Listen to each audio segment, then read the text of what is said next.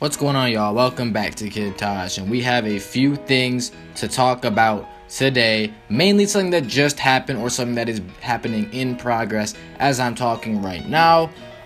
Is Kyle Korver, Atlanta Hawks, or at least I should probably say former Atlanta Hawks guard/forward, sharpshooter extraordinaire, been in the league for a long time. I believe he's 35 years old.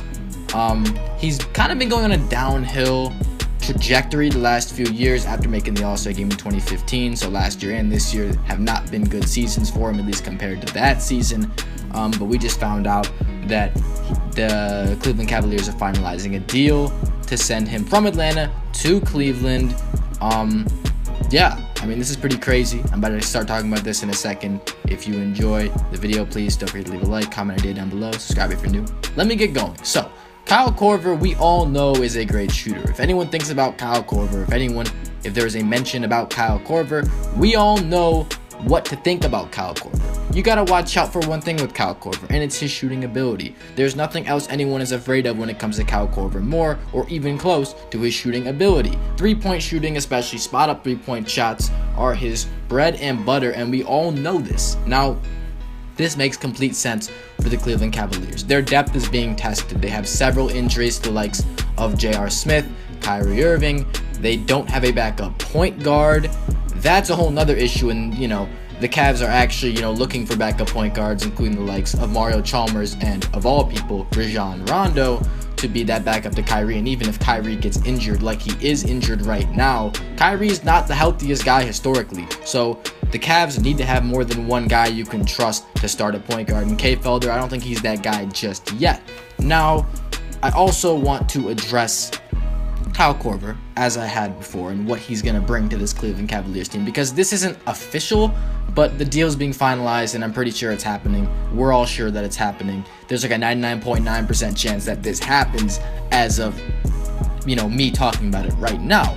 Kyle Korver is going to help this Cavs team tremendously. LeBron James loves these guys. This is pretty scary because you can see what LeBron James turned Channing Frye into. Channing Frye in Orlando, he's wrapping up his long career where he'd been effective as a bench role player guy that could score a few points each game, but he was never really a long-term starter or anything close to a star player. He was always like a guy off the bench that would play limited minutes, that would, hit some outside shots sometimes or, chip in a little bit.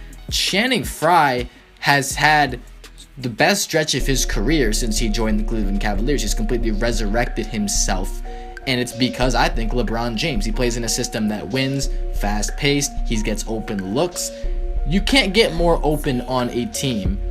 Like, the teams that you would get the most open, the best team for a sharpshooter are the Cavs and the Warriors. And it's because if you're in the Cavs, all the attention's on LeBron James. LeBron James thrives with shooters around him. When he drives into the paint, he needs shooters on the perimeter. Kyle Korver is the perfect guy to kick the ball out to in the corner for a wide open three. And that's what they're getting essentially with this trade. Now, I said the Warriors because they got all those shooters, and you got to be clamping up on the perimeter, and that leaves so little room for error when it comes to on-ball defense. If you get blown by, if you're guarding Kevin Durant and you get blown by, someone's got to help, and that's going to leave Steph Curry or Klay Thompson open, probably. And if it doesn't, then he's got a wide open lane to the rim. Something like that. That's like a theoretical thing. Obviously, it's more complex than that when you have Kevin Durant driving to the rim. But the whole point of me saying this is that Kyle Korver is going to the perfect squad for him. He's a guy that just needs more open looks. I don't think the Hawks were generating enough open looks. Dennis Schroeder's a great player, but he's not really as good of a playmaker as a guy like LeBron James, a guy as good as a guy drawing attention to himself. And the Hawks didn't have that same floor spacing. Kyle Korver was on the bench. It really wasn't doing the job that it should have. Kyle Korver wasn't doing his job. That's what I really meant to say. Just because he wasn't really in the ideal situation for him. Now he's in a place where he can actually be in his niche. He's doing exactly what it needs to be. He's in corners, he's spotting up for threes, and he's going to get a ton of points off these. I predict that Kyle Korver, he's going to start a lot of games for this team. J.R. Smith's injured. I think he's going to come in, and I think he's going to be their starting shooting guard right away. maybe get acclimated a little bit. Maybe he'll come off the bench for the first few games. And I think after a few games, LeBron is going to love playing with this guy. He's a smart player. He doesn't chuck up shots. He shoots when he's open, and he's going to be open a lot. LeBron knows how to pass just as well as anyone in this league. He has incredible court vision. You'll always see him. So I think this is absolutely perfect for the Cavs and Kyle Korver. Now, the second thing I'm going to talk about in this video is the All-Star voting. Now, this is pretty bad. Honestly, the All-Star voting came in today. The results came in today for the first trimester, or whatever you're calling it. I mean, I think it was like the first stage of the voting. We only have a few more weeks until the voting actually concludes. But take a look at this.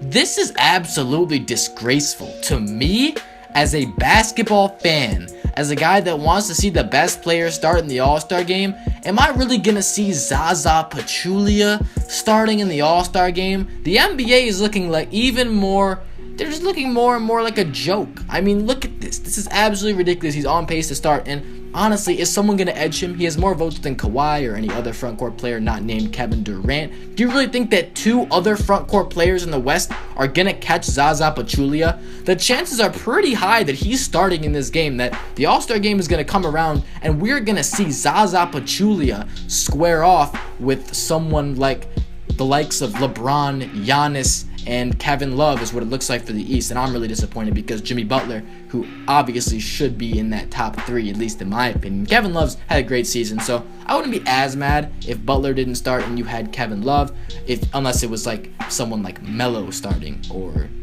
that. Dwayne Wade is also on pace to start, which is kind of annoying, even though I'm a Bulls fan. You gotta get the point guard some credit. Is Kyrie Irving gonna be the only point guard that starts? And I said I didn't even have Kyrie starting in my in my who I think should start. I didn't think that Kyrie should start, but I have no problem with it because he's played amazing this year, and he should definitely, if he starts, that's great for him. But if you're gonna have him start, you gotta have another point guard start alongside him. Kyle Lowry, Isaiah Thomas, John Wall, or DeMar DeRozan. Okay, DeMar DeRozan's not a point guard, but those 4 guards have been absolutely amazing this season, and Dwayne Wade has not been amazing. He's been decent, and he's not deserving of an all-star starting spot, I can tell you that. And I guess it's a popularity contest. I guess that's like the best response for this. Like, oh, it's a popularity contest, so Dwayne Wade's going to get in because he's been so good and everybody loves him because of what he did in the past. Like, all right, I kind of get that. But Zaza Pachulia, that's horrible. That's just a joke. That's stupid. There's nothing I can say, honestly. I mean, I'm glad that Joel Embiid's getting votes. I'm really glad that Giannis is definitely going to start. If you see, where he's at, he's second on that list. But all in all, this was just terrible. It's just bad. I mean, you look at the All-Star voting, no one's where they should be. No one's getting the credit they deserve, or some people are getting too much credit. No one's getting really the right amount of credit, except for like LeBron and Giannis. Those are the 2 guys that are getting the most. Westbrook's not even going to start, according to this. I mean, if this keeps up on pace that's going, Westbrook's not even in the starting lineup. That's a problem. You don't want Curry starting over Westbrook, because it looks like that's going to happen. And I thought Curry was going to start over Harden, because I thought Westbrook would definitely get more votes than Harden would. But Harden's getting more votes right now than Russell Westbrook, which is fine, but Curry should not be number 1. I have no problem with Kevin Durant starting, Kawhi Leonard starting, LeBron James, Giannis, of course, Kyrie Irving, and James Harden starting. But the guys that I don't like that are currently on pace to start, I don't like Steph Curry in that starting lineup. I definitely don't like Zaza Pachulia in that starting lineup. That's really irritating to me. I don't like Dwayne Wade in the starting lineup, and I don't like Kevin Love. I mean, honestly, Kevin Love, Jimmy Butler really deserves to be there. I mean, as a Bulls fan, I might be a little bit biased, but I think a lot of us can agree that Jimmy Butler has been fantastic this season, and he's done a little bit more than Kevin Love has done this season, I think. If Kevin Love gets it, I won't be as mad as if someone like Melo got it, because that would really make me mad. But yeah, overall, it's just not good. I mean, we got some good ones, but mostly just not good ones. Also, last thing I want to add is that Jimmy Butler had some super hot trade rumors today, all over the place. We were getting, Chicago Bulls are fielding calls from anyone that wants Jimmy Butler.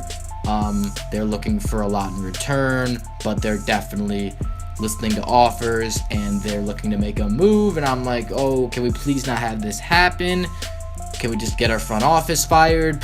Honestly, I don't know. It looks like they've died down, and a source talking about how all these rumors were false, that was close to the Bulls, is a little bit reassuring. But honestly, the most realistic thing would be like the Bulls trade Jimmy Butler to the Celtics and get a bunch of their picks, and the Celtics build like a potential championship contending squad or something like that. That would be pretty crazy too. But yeah, we have nothing solid according to that right now. So yeah, that's gonna wrap up this video. Kyle Korver to the Cavs, that's ridiculous. AllStar Voting is ridiculous. Jimmy Butler trade rumors, I don't know. We have a lot of other trade rumors too. I mean, Kyle Korver has been in the trade rumors. Paul Millsap has been in trade rumors a lot, but those are like for sure. Like we know they were in trade rumors. Obviously they were, because Kyle Korver, he's already gonna be a Cleveland Cavalier. But those other guys, yeah. So that's gonna do it for this video. Please like, comment, subscribe. I'm out. Thanks for watching, y'all. Peace.